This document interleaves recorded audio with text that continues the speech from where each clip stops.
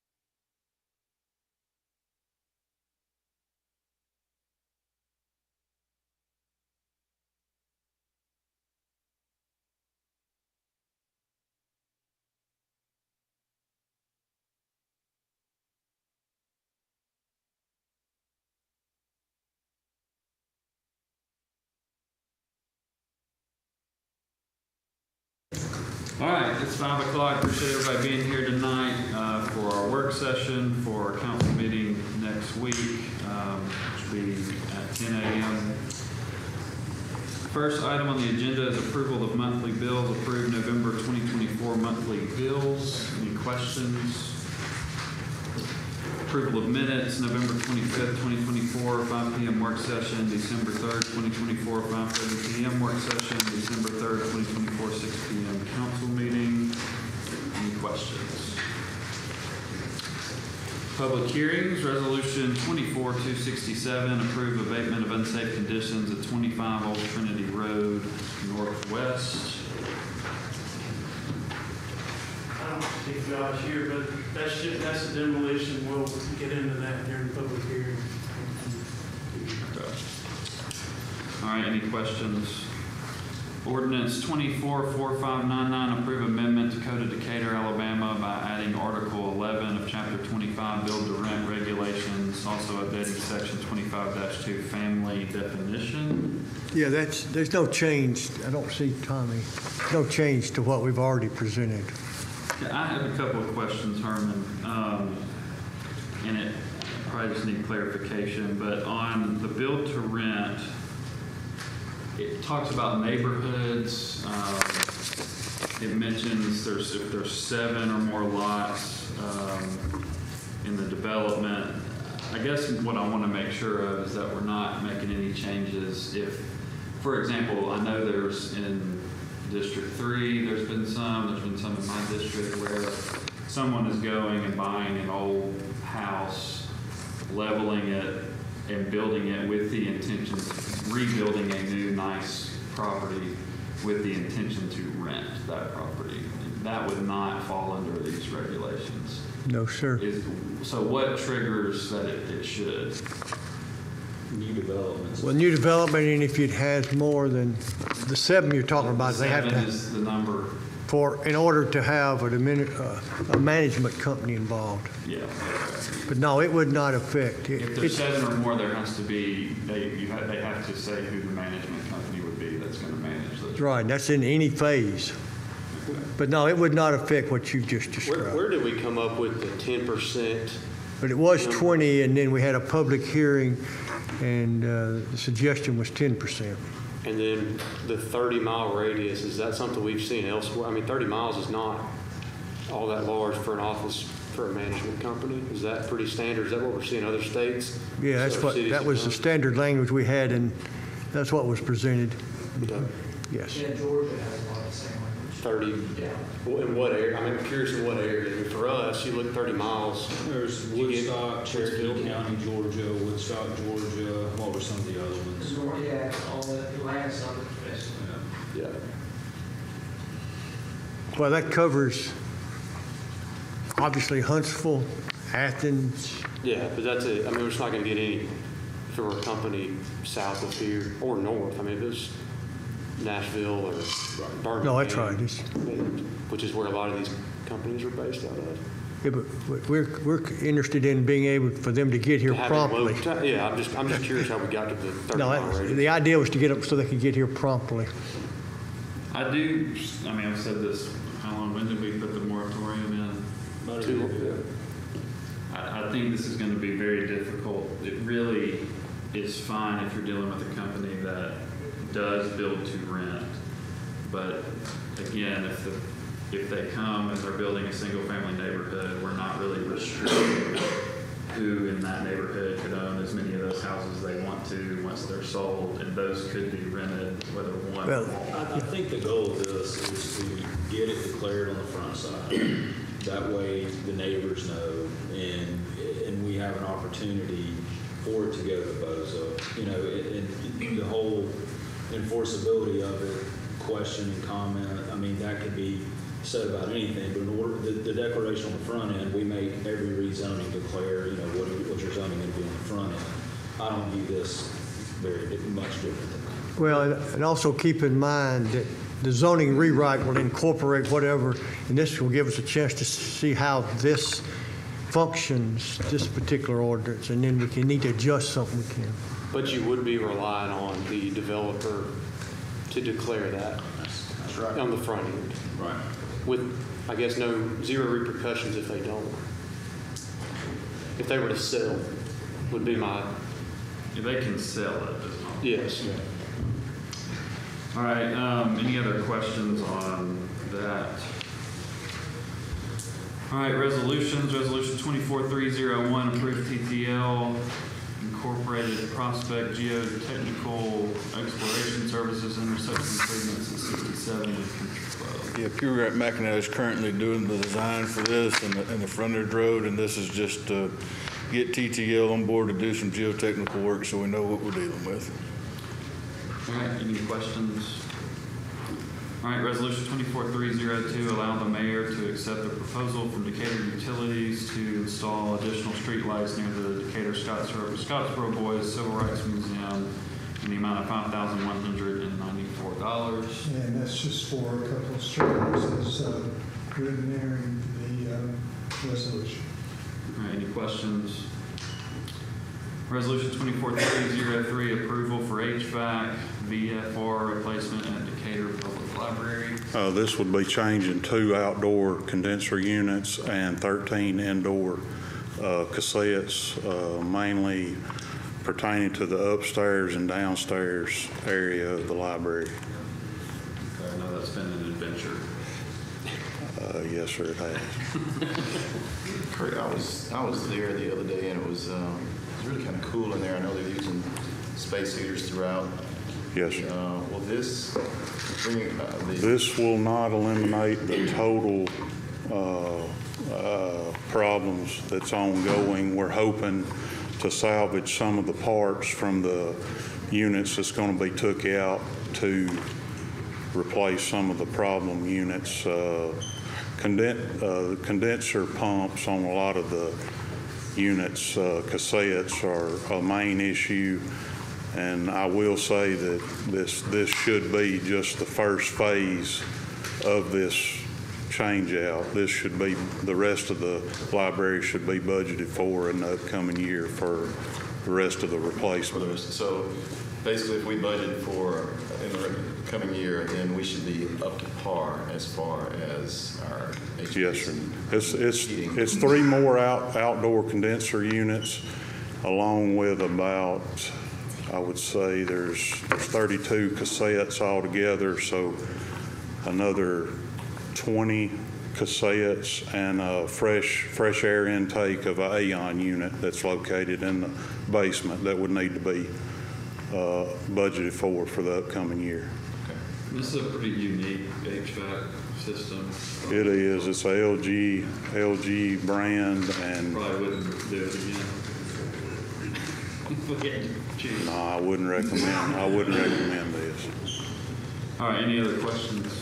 I appreciate what you're doing over there. Resolution 24304, approve agreement with ESC Environmental Group to complete a National Register of Historic Places update for new Decatur Albany Historic District. Yes, this is for a grant that we received to do this update for the Albany District, so we're just requesting y'all authorize the mayor to sign this agreement.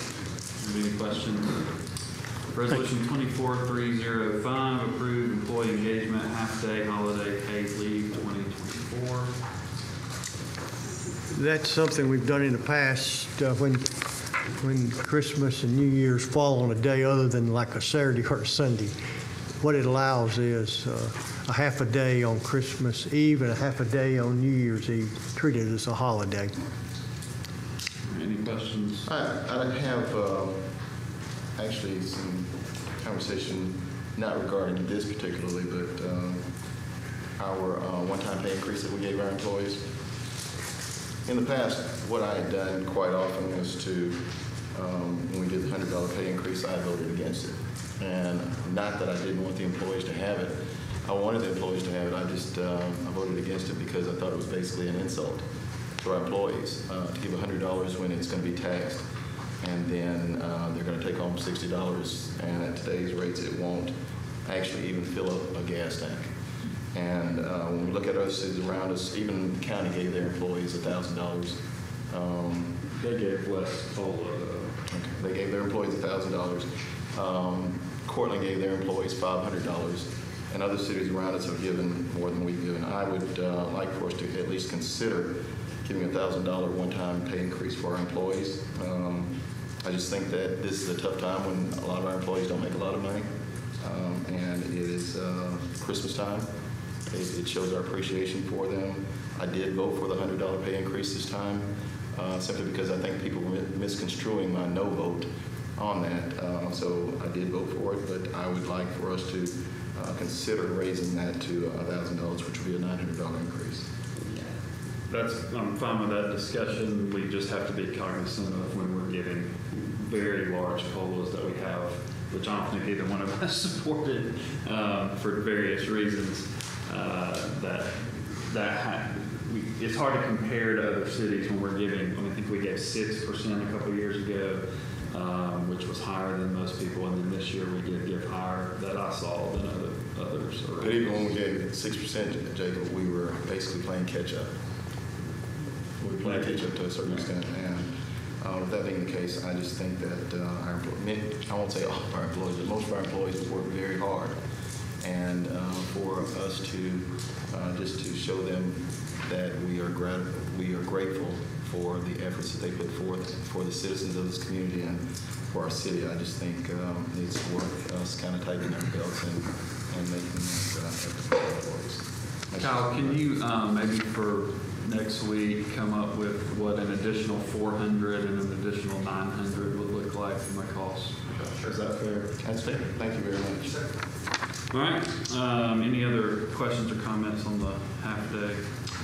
All right. Resolution 24306, award bid number 25003 to Royal Turf Farms for Bermuda side at the Sportsplex, and then you can read the next one too. That's fine. Resolution 24307, award bid number 25006 to Terry Equipment Company, LLC for structural fill dirt at the Sportsplex. What both of these do, they just set a price per on both items. We're not bought into a certain number. So in other words, if we get X amount of yards of turf or dirt, we pay for that amount at this cost. We're not, in other words, we're not bought into where we have to buy X amount. So that's all. That's what these It's a do. unit rate? Yeah. Is that what you- Yeah. Have any questions? I also wanted to thank, so we've had more in raises, and I've had these conversations with our employees, and I don't know if anybody, if they did, my memory's not good, but I did want to thank council for, we have gotten more raises through this council than what I remember getting on in any of them. So I did want to thank this council for, one, doing what you've done, and also Councilman Jackson for what you said, because I know the employees appreciate that. Thanks, Jason. Any questions on the Sportsplex? All right, resolution 24308, approve municipal court annex building purchase agreement. Yeah, that's what we talked about for several weeks now. But basically, this would buy what's presently occupied by the municipal court annex. As it says, it's the sub-office. Of course, the judge came and presented different options, and including the renovation of the 7th floor, and that this is now where we've migrated to. We've gotten the price, or one of the council members, namely Mr. McMaster's, got the price, asked them for a price concession, and they granted it, saved us over $20,000. So this is the sales agreement. This would close or propose to close in January when our lease ends. And we got an inspection, and I think the only thing that came back was just the HVAC units or have some. Right, and Kurt got those resolved pretty quickly. The only other thing is we're going to look at a termite bond type situation, and then some pest control. But no, as far as the building, it came back in good shape. All right, any questions? All right, ordinances, ordinance 244600, approve amendment to Code of Decatur, section 11-6, fireworks. Yeah, that's what we discussed, that it's basically tracks what the state did. Novelty fireworks. All right, any questions? All right, that's the end of the agenda. Chief Thornton, you had something to add.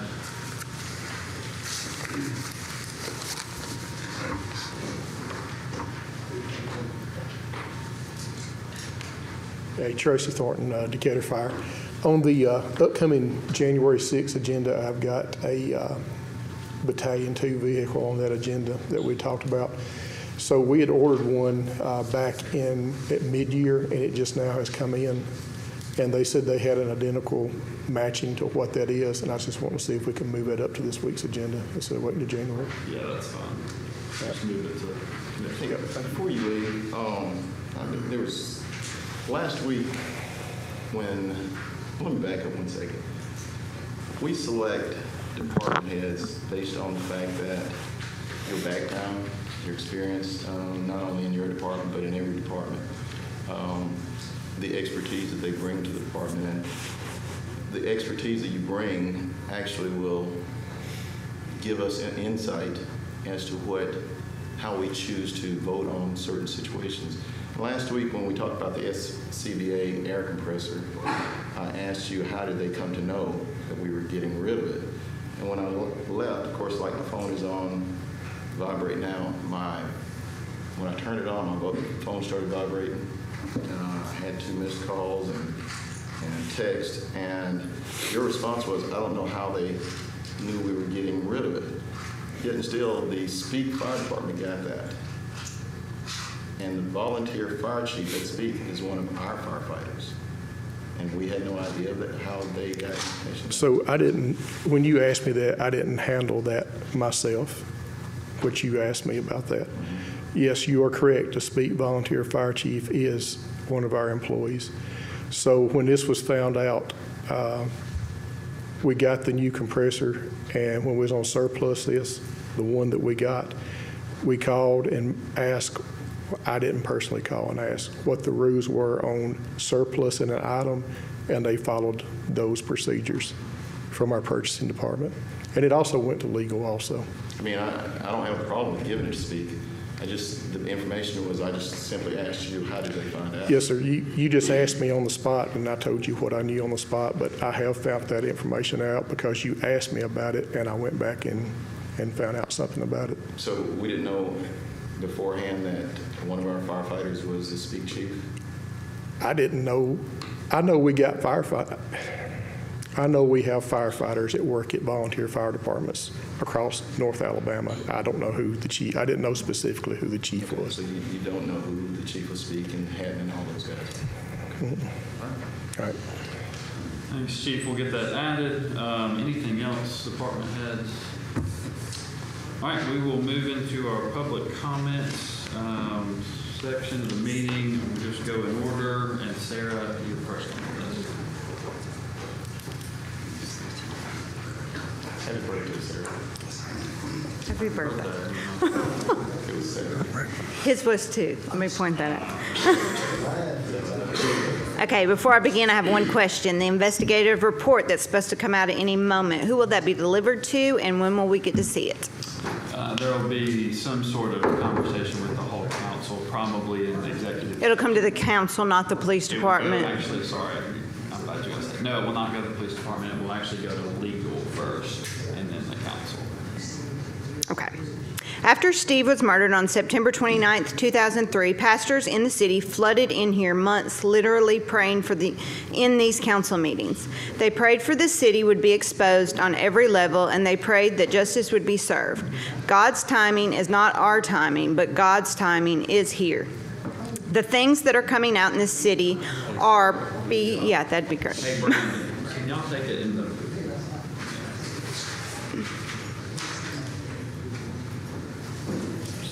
You don't have to go out. She's in the middle of speaking. Go ahead. Sorry. Okay. God's timing is not our timing, but God's timing is here. The things that are coming out in this city are because He has answered those prayers. The city is being exposed on every level, from the police department to the fire department to the city offices to the court system. I have a list of factual information from every single one of those departments that I just mentioned, and they are all mind-blowing. And until the people in our city who are doing right step up and agree that those doing wrong need to be demoted or step down, then the wrath of God will continue to fall on the city. We can't have people in leadership positions sexually harassing other employees. We can't have city leaders having affairs with other city employees while both people are married. And I have learned of so much of this happening right now. We can't have people in leadership positions harassing Perkins supporters. We can't have the city changing rules and policies only to apply to certain employees and certain people. All of you who rode the fence for most of this time, it's time for you to get off the fence. Get on one side or the other. Either you support right or you support wrong. This all started because an innocent man was murdered. However, thankfully, now has exposed much more corruption in this city. And you see it just as well as I do. And if you don't choose to expose the wrong and you stand for what's right, You're going to go down with all those doing wrong. It's a matter of time. The citizens of Decatur want a clean house. The good employees in this city that we still have left, they want the house clean too. All the police and fire departments are not bad. There's even city offices with great people in them. But if you don't get to work on getting these bad out now, it's going to take everybody down. The time is now. Justice for Steve Perkins. Mike, I can't let you speak because you're not signed in, but Mike, you can go ahead if you would like to. Okay, so the mayor walked out and I was trying to ask him a question, so maybe you all can answer this question. What's this new position all about? Communications director? So we had budgeted for someone that was more of a part-time role. And it's very hard to find, as you could imagine, someone that's effective enough you have to find somebody that's basically retired and wants to do something part-time. And so I think it's just an effort to replace, have a communications person with the background that's kind of worthy of that position. Are we going to find out how much this is going to cost the city? Yeah, we know it's, we budgeted about $60,000. I think the full-time salary is probably, there's a big range, but in the 80s plus benefits. So significant cost. Okay, so my biggest thing is the money, number one, and the mayor using the Steve Perkins movement to try to sell this to his people. If Brandon's disruptive, y'all need to put him out. But if getting back on track, Just to go. yeah, he needs to go home. The mayor, I feel like this, how can he use the Steve Perkins movement to try to sell this when he don't even talk to the Steve Perkins people? He don't even talk to the supporters, and he's trying to say that he was telling the board or whatever that he need this because during the Steve Perkins movement, it was like there was no communication, blah, blah, blah. Well, yes, he's right, there was no communication, but the mayor still is not communicating with us. So will a person like that, I guess what I'm asking, will a person hired, will that be their job to communicate with the citizens? Part of it is internal too, where you have basically any communications coming out of the city would filter through that person. So no matter who it would be, you really need a point person that all communications would go from and to. Working with local media, all those things. So when we hired it's no different, if you want to kind of look around and see, it's no different than what other municipalities have, Tuscaloosa, Huntsville, Madison, basically everybody does. So what was the purpose for us passing that rebranding or whatever, those people that are supposed to put stuff on social media?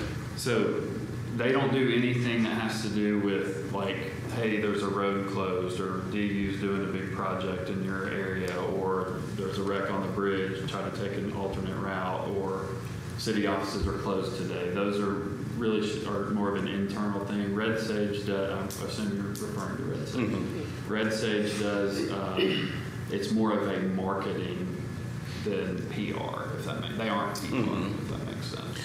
So I guess what I would think, and I'll hurry up, but I guess what I'm thinking is, wouldn't that be best for the next mayor to choose? I mean, knowing his background, wouldn't that be better for the next person to choose the type of person that they may want best for the city? I think that's a very valid point. I actually said that exact same thing in the conversation, but I do think we've got a lot, we've got 11 more months or so of this mm-hmm. current administration. You know, there needs to be somebody that can direct communication. It's just, there's just a big hole when you don't have that. It hurts citizens when you don't have somebody that can. But don't we have someone that he didn't hire? I thought he brought somebody in under contract. That person is no longer, as far as I know, with the city that got another job or whatever. That's where that $60,000 that we budgeted part-time. So no, we don't. Yeah, that was a part-time job, and he took a full-time job with another entity. I'm talking about the guy that we had. It is a possibility if we were able to contract with somebody else for a year. Because I've had the same thought as you on, would the next mayor be better? I mean, a communications person is going to work very closely with the mayor. So whether or not that's the right thing to do. To me, that's almost like picking an assistant. Well, I think it can be, and it shouldn't be. It should not. I think what we have to do, and the reason it was important to get the salary right, is I think when we tried this before, you probably could find good people that were maybe like right out of college or just, they're young, but they don't have the experience. And I think we need somebody that can almost operate on their own to do this. And to do that, you're going to have to pay them a little more. So. Well, the only thing I guess I ask is, let's think about this and don't let the mayor rush this through. Because I think this is something that we really, we went this long without him communicating. I think we can go to his term ends. And the next mayor could fire that person the day they took office or not fund it or whatever if they're not doing the right job. Yeah, I just think we should weigh our options and not spend so much money. Gotcha. All right, Alvin, you're on the list. No. Terrence.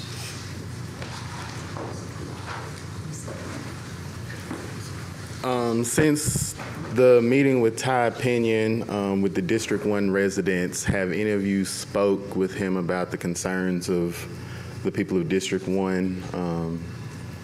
Carlton, with you being the liaison, have you spoke to him about any of that? Not the specifics of the meeting, but he said that there were a lot of folks there and it was attended and there were some concerns. Terrence, I haven't either. I'm the District 1 representative. I haven't either.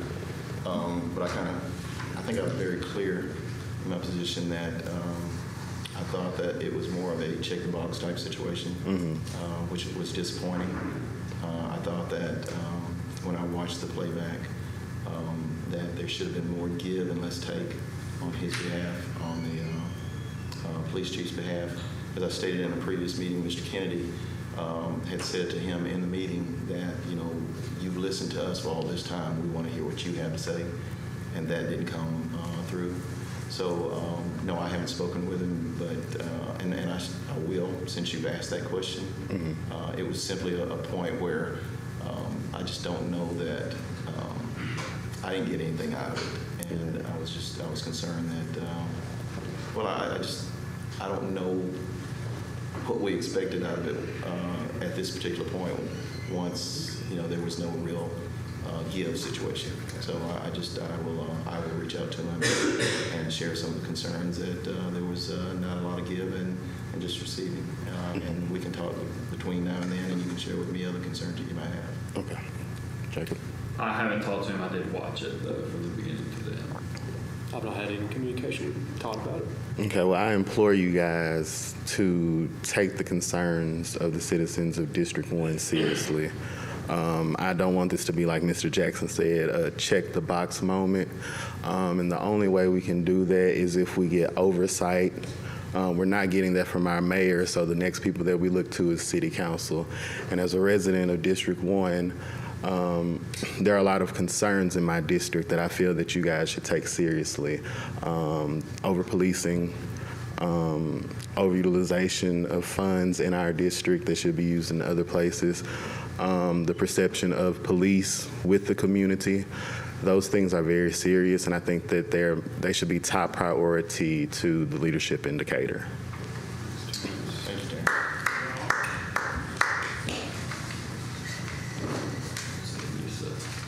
Well, You're on here. Gentlemen, everybody. I just wanted to say, here we are in December again. I just wanted to go on record to say this. Steve's Memorial was vandalized in December, like I think Christmas Eve. And today's December 9th. And we still have no information on who did it or, what's being done about it. I mean, there are cameras here on the steps of City Hall, as well as there are cameras on every building around here. And, I'm sure if our police are investigating it or were actively trying to pursue whoever did it, that they would be caught. I mean, we see today, the guy that did the shooting in New York, I mean, they grabbed him out of a McDonald's, All they had was a bottle of water and a candy wrapper, is what they told us they had in the beginning. We have live footage of someone coming up here, approaching the steps of City Hall, taking their time, and removing his memorial, and doing away with the property that we bought as citizens, the city of Decatur. And it just looks like it seems to be going unchecked, because here we are a year later and nothing. So I just wanted to go on record to say that. All right. All right, anything else from council? Yeah, I've got something. I want to just take a second to address something that was brought up last week in our council meeting during public comment. It was stated in reference to Red Sage and Positively Decatur by a resident that they had talked with DYS about a story on a boxer. I think his name was Jefferson Lopez. And I won't go through all the details, but in the end it was said that Red Sage told Brandon Watkins they weren't going to put any, make sure I get it right, they're not going to spend any effort on that. What bothered me, I didn't address it then because I knew nothing about it. So later in the week, I did reach out to Red Sage and the team that handles Positively Decatur. They assured me, and they spoke with Mr. Watkins as well, that that did not happen. So a little bothered by that. Brandon Watkins said they never said anything to Red Sage, about Red Sage to this person. So what I saw is an attack on the integrity of Red Sage, or a means to invoke mistrust in Positively Decatur, which is unfortunate for the residents to pay attention to it. So my opinion is when something that is openly stated is false publicly, it needs to be addressed publicly. So that's what I want to do tonight. It can impact their business and the public opinion of them, as well as, hurt the efforts, undermine the efforts really of Positively Decatur. So I want to thank Red Sage for the work they do. I've personally brought stories to them. I've had residents in my district bring stories to them, all of which they responded to and followed up on. So I was concerned when I heard that. Didn't necessarily believe it at the time, so I was glad to confirm with both them and DYS. So that's all I got. All right, anything else, council? All right, we are adjourned. Thanks.